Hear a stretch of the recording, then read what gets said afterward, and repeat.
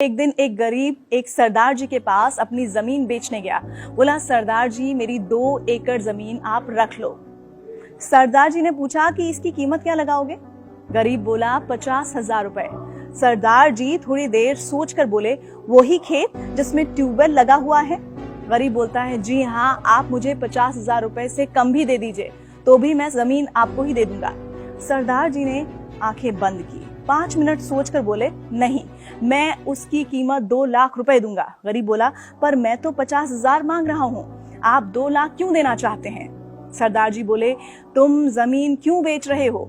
गरीब बोला, बेटी की शादी करनी है, इसीलिए मजबूरी में बेचना पड़ रहा है, पर आप 2 लाख क्यों दे रहे हैं? सरदार जी बोले, मुझे जमीन खरीदनी है, किसी की मजबूरी नहीं। अगर आपकी जमीन की कीमत मुझे मालूम है तो मुझे आपकी मजबूरी का फायदा नहीं उठाना। मेरा भगवान इससे कभी खुश नहीं होगा। ऐसी जमीन या ऐसी कोई भी चीज जो किसी की मजबूरियों को देख के खरीदी जाती है, वो जिंदगी में कभी भी सुख नहीं देती। आने वाली पीढ़ियां मिट जाती हैं। सरदार जी ने कहा कि मेरे मित्र, तुम खुशी खुशी अपनी बेटी की शादी की तैयारियां करो। 50,000 की व्यवस्था हम गांव वाले मिलकर कर देंगे। तेरी जमीन भी तेरी ही रहेगी। गरीब हाथ जोड़कर आंसू भरे हुई आंखों के साथ दुआएं देता हुआ चला गया। इस कहानी से हमें क्या शिक्षा मिलती है? दरअसल इस दुनिया में बहुत से ऐसे लोग हैं जो किसी इंसान की मजबूरी का फायदा उठाते हैं।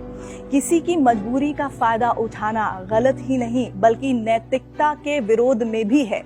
अगर कोई इंसान परेशान है, मजबूर है, तो हमें उसकी मजबूरी का लाभ उठाने की बजाय उस इंसान की मदद करनी चाहिए। याद रखिए, बुरा वक्त किसी पर भी आ सकता है। अगर आप किसी की मजबूरी का फायदा उठा रहे हैं, हो सकता है कल को कोई आपकी भी मजबूरी का फायदा उठा सकता है। और देखिए, पूरा जो हिसाब किताब है आपके कर्मों का, वो होता तो यहीं पर ही है। आपको हमारी आज की कहानी कैसी लगी, जरूर बताइए।